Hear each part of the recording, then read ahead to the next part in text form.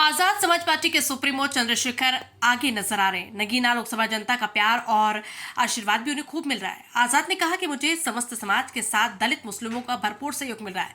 आजाद ने एक जनसभा को संबोधित करते हुए कहा कि अब तो केतली विरोधी के सपने में नजर आने लगी है और जनता के दिल में छाने लगी है। चंद्रशेखर आजाद की चुनावी जनसभा रवाना शिकारपुर में जनसभा को संबोधित करते हुए गांव रवाना व दर्जनों गांव में उमड़ी भारी भीड़, जिनके सामने अपील करते हुए कहा कि आपका भाई सांसद बना तो आपके सुख दुख में हर मोड़ पर खड़ा नजर आएगा। वहीं जनता ने लगाए चंद्रशेखर आजाद जिंदाबाद के नारे। उन्होंने कहा कि मैं सांसद बना तो मेरी लोकसभा का हर एक समाज का व्यक्ति जिनका हर समस्या समाधान होगा। उन्होंने कहा कि कुछ लोग आरोप लगा रहे कि हमारी पार्टी भारतीय जनता पार्टी से मिली हुई है, जबकि भारतीय जनता पार्टी को सिर्फ एकमात्र चंद्रशेखर आजाद ही एक ऐसे नेता हैं जो उनको मुंह तोड़ जवाब देने में सक्षम है।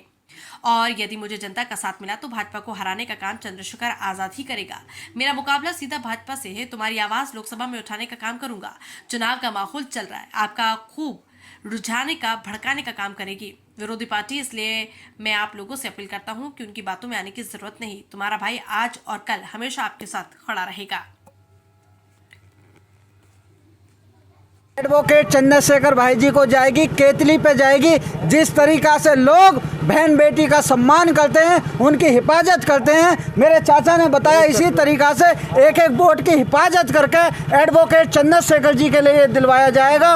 और चाचा ने ये कहा है कि जब तक वोट चंद्रशेखर जी को हम लोग सांसद तक नहीं बैठा देते, हम लोग अपने काम धंधे छोड़कर एडवोकेट चंद्रशेखर जी के लिए काम करेंगे। ये वो हीरा है जिस हीरे को इस देश की तलाश है, जिस हीरे को, ऐसे हीरे को देश में होना चाहिए, सांसद में होना चाहिए, जो गरीबों की आवाज़ उठा सके, जो मुस्लिम भाइयों की आवाज़ उठा सके। अभी चाचा ने बताया कि जो आदमी, जो मुस्लिम समाज और बहुजन समाज के लोगों ने देश को कुर्बान होने के लिए सबसे ज़्यादा कुर्बानी दी, सबसे ज़्यादा आज भी इंडिया गेट पर नाम आता है तो वो मुस्लिम कैटेगरी के भाइयों का नाम आता है। और आज ये जो सरकार है उन्हें किस दिशा से देखती है, किस निगाह से देखती है। अब हम ऐसा हीरा इन्होंने सर्च कर लिया है जो भाई चंद्रशेखर है, जो मान सम्मान और स्वाभिमान, जो हमारे बुजुर्गों को सम्मान दिलाएगा। और चाचा ने ये विश्वास दिलाया है कि एक एक वोट चंद्रशेखर जी के सिवा कहीं नहीं जाएगी। इस गांव से बेफिक्र रहो और जो मोहर लगेगी वो सिर्फ और सिर्फ केतली पर। जैसे बीजेपी पार्टी का कहना है कि हम आपके 400 पार यानी दोबारा सरकार बनाएंगे, इसमें आपको क्या कहना है? बीजेपी सरकार जो कह रही है 400 पार, वो बड़ी झूठ बोलती है।